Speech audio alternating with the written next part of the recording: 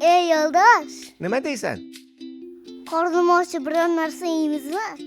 Albatta, ovqat yeymiz. Ketdik. Faqat eng foydalisini tanlab yeymiz. Tushundingmi, bolakay? Qolganlari bizga mutlaqo kerak emas.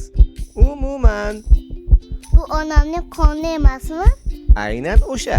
Hozircha onangning qoni sen uchun eng zo'r ozuqa hisoblanadi. Tushundingmi?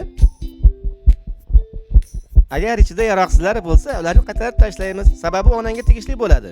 Ey, hamma narsani o'zlaringga olmasdan olaga ham qoldiringlar. Janob, to'g'ri tushuning. Bu mening vazifam. Onasini esa eri boqsin. Ey, shunaqa xuddi bo'ladimi?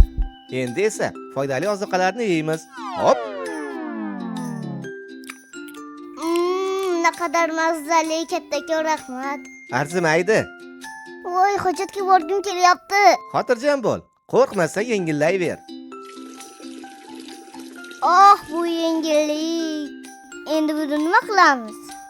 Onangni qoniga uloqtiramiz. Mana bunday qilib, ko'rdingmi? Onamga zarar yetmaydimi?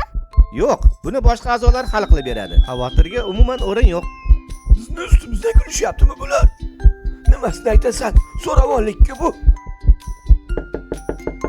Kim bo'ldi ekan? Bitta qaraychi. Salom, biz bolani ko'rgani keldik. Sizlar kimsizlar? Bizmi? Biz tashqaridan kelgan mehmonlarimiz.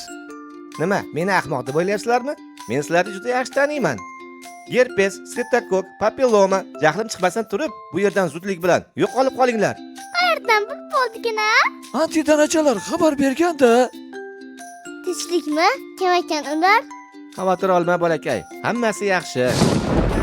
Endi nima bo'lyapti? Onang seni tug'yapti. Bolakay, seni asrash men uchun sharaf edi. Endi esa dunyoga keladigan vaqting bo'ldi. Yo'ldosh, senga ham katta rahmat. Yo'lga ovqat tayyorlab ber, iltimos. Qarang-a, men o'z vazifamni bajarib bo'ldim. Ovqatni esa endi onang tayyorlab bersin. Tushundingmi? Xayr.